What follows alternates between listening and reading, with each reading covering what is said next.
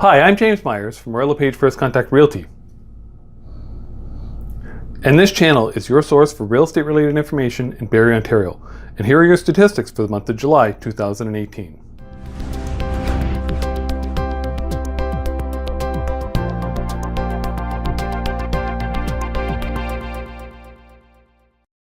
Hope everyone's enjoying this hot weather we're having. It's over 30 degrees again today. We're in the middle of a bit of a heat wave. It's rained a bit lately, so things are starting to green up a bit as opposed to the dry spell we had at the beginning of the summer. So let's take a look at July's numbers. The average price for freehold properties in Barrie was $516,704, and there was 148 sales. That's up a little bit from the average price in June, when that was $506,407. The average price for detached freehold properties in Barrie in July was $538,994, and there was 124 units sold. That number is up a little bit from June, when the average price was $534,169, but in May 2018, the average price was $539,902. So those prices seem pretty well stable in the freehold detached department. The condominium market. There were 40 condominiums sold in Barrie in July, and the average price of those was $347,288. That's down a bit from June, when the average price was $390,692. I thought this month I would include the average price statistic for the town of Innisfil. Innisfil is just directly south of Barrie. Now, some of these houses are listed by agents from way down in Toronto on the Toronto Real Estate Board, and their listings do not show up on the Barrie and District Association of Realtors. They're not on our board. They don't show up. So these numbers are only compiled using the Barrie and District Association of Realtors sales, only the ones from Barrie. I imagine if you combine the Toronto board numbers and put them all together, the average price is probably going to come out very similar. The average price for all freehold properties in Innisfil, that includes detached, semi-detached, townhouses, in July 2018 was $567,567.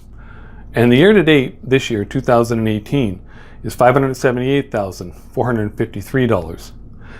The average price at the end of last year, for all of last year, 2017, in Innisfil, was $605,193. Now, these numbers do not include Sandy Cove Acres.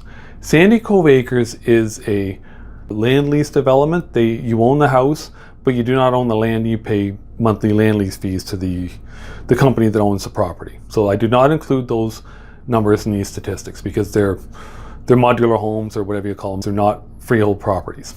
There are two real estate stories that I want to talk to you about this month that I saw. The first one is another sob story.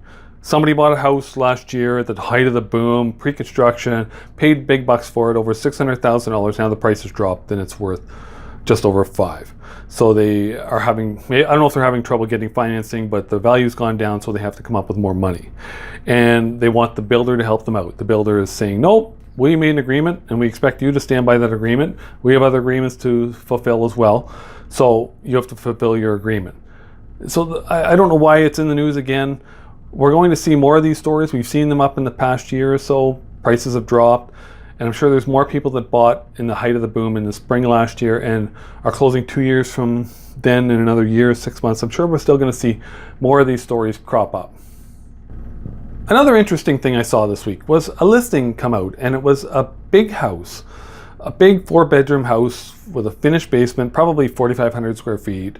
And a person had bought it and is dividing it into 5 units, and it's going to be sold. He's trying to sell it as shared living accommodations. So I guess you would have a unit within the house with your bedroom and probably a private bathroom, but then you would share the kitchen and the living room, I guess, and probably the laundry room.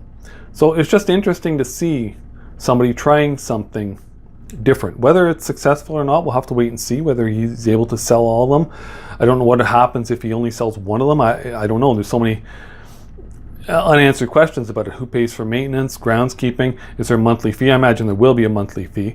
But it was just interesting to see somebody trying something different to make things more affordable for people. So I'll keep an eye on it and see if it sells. See if they all sell out of it.